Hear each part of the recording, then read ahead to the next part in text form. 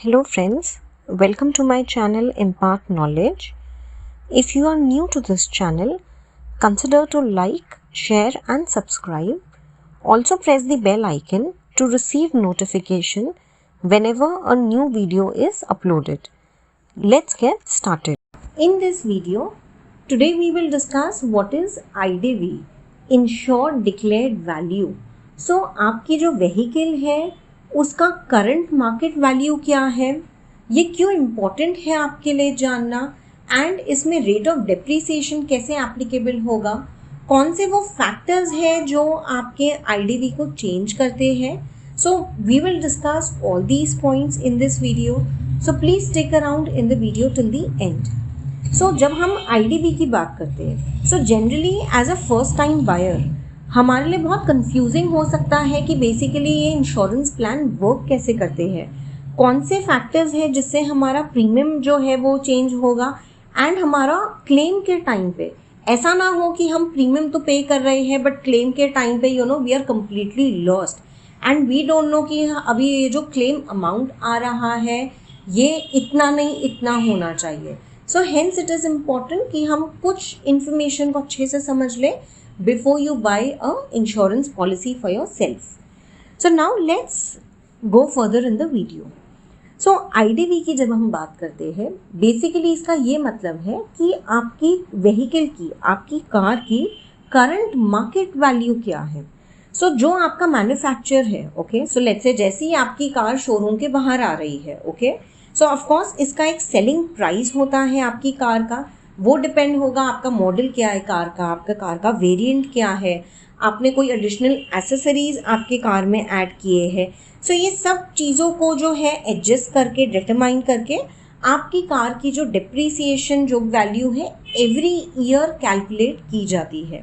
अभी अगर मैं आपको सिंपल तरीके से बताऊं, आईडीवी को आप इस तरीके से समझ सकते हैं कि आपका मैक्सिमम कितना सम एश्योर्ड होगा, ओके, आपकी इंश्योरेंस पॉलिसी में. अब ये मैक्सिमम सम एश्योर्ड जो मैं बात कर रही हूँ, ये मैं दो सिनेरियोज में बात कर रही हूँ. सो आईडीवी जो आपका एप्लीकेबल होता है, one that is in case of theft of vehicle, अगर स्टोलन हो जाती है आपकी कार, और सेकंड इन केस आपकी कार इतनी डैमेज हो गई है that at one point it is beyond repairable. इन दो सिनेरियोज में आपका आईडीवी बहुत इम्पॉर्टेंट रोल प्ले करता है. Now, why it is important? One, it is important in case of compensation. So, let's say अगर कल को आपकी vehicle stolen हो गई, okay? So, you must know कि okay, कल को अगर कुछ ऐसा situation होता है, then what is the maximum sum assured that you will get so that आपका जो financial loss है, okay, वो adjust हो सके. So, one, that is in case of maximum compensation, and second, basis IDV, okay, basis जो भी आपका sum assured होगा उसके बेस पे ही आपका प्रीमियम कैलकुलेट होगा. नाउ अगर तो लेट्स से आपका आईडीवी ज़्यादा है, अगर तो आपका सम एश्योर्ड ज़्यादा है, इन दैट केस ऑफकोर्स आपका जो प्रीमियम होगा थोड़ा हाई होगा जो इंश्योरेंस कंपनी आपसे चार्ज करेगी. नाउ इफ़ यू थिंक कि आप एक लोअर आईडीवी, आप एक लोअर सम एश्योर्ड अपनी कार का व्हीकल का ले ले, ओके, देन आपको लोअर प्रीमियम आएगा. But you must not do that. Why? Because in case अगर कोई भी ऐसा सिनेरियो आपके साथ होता है, then उस केस में of course it will lead to a lower compensation. तो आप अपनी जो व्हीकल है उसका आप डिप्रिसिएशन वैल्यू पे आप ना जाए, मैक्सिमम जो आपको कवरेज मिलता है आपको उसी पे स्टिक अराउंड होना चाहिए है. ऑल्सो इसमें जब हम रेट ऑफ डिप्रिसिएशन की बात कर रहे हैं, सो अब ये बहुत इंपॉर्टेंट है आपके लिए जानना कि लेट्स से अभी आपने न्यू व्हीकल आपकी बस आई है शोरूम से, तो जैसे ही आपकी व्हीकल ऑन रोड है, शोरूम के बाहर है, which means that is when उस पर जो डिप्रिसिएशन जो परसेंटेज है वो चार्ज होना, वो कंसिडर होना उस पर एप्लीकेबल हो जाएगा. सो ये आपके लिए बहुत इंपॉर्टेंट है बिकॉज एवरी ईयर आपकी जो व्हीकल है वो डिप्रिसिएशन उसमें जो है कैलकुलेट किया जाएगा on an annual basis. But ये जो भी रेट ऑफ डिप्रिसिएशन है ये स्टैंडर्डाइज्ड है by the motor traffic act. So now let's understand कि बेसिकली इसमें आपका क्या परसेंटेज एप्लीकेबल होता है. So let's say if your vehicle is below 6 months, then इसमें आपका 5% डेप्रीसिएशन एप्लीकेबल होगा, विच मीन्स रफली आपका 95% हो गया IDV. Okay, if your vehicle is 6 months to 1 year, then इसमें आपका 15% डेप्रीसिएशन होगा, विच मीन्स आफ्टर 6 months 85% हो गया आपका IDV, and so on and so fourth.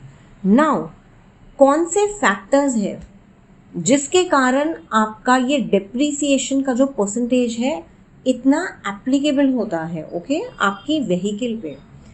So one is type of your car. So every car is different. So whether that is sedan, SUV, there are different types of vehicle. Basis that एक तो ये factor है जो consider होगा.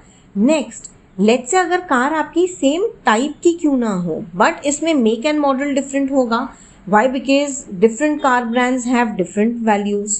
Also आपकी car की age क्या है, कितनी पुरानी आपकी कार हो रही है. So whether that is above 6 months, 2 साल हो गए, 4 साल हो गए, बेसिस दैट इसमें आपका कार एज के बेसिस पे आपका डिप्रिसिएशन एप्लीकेबल होगा.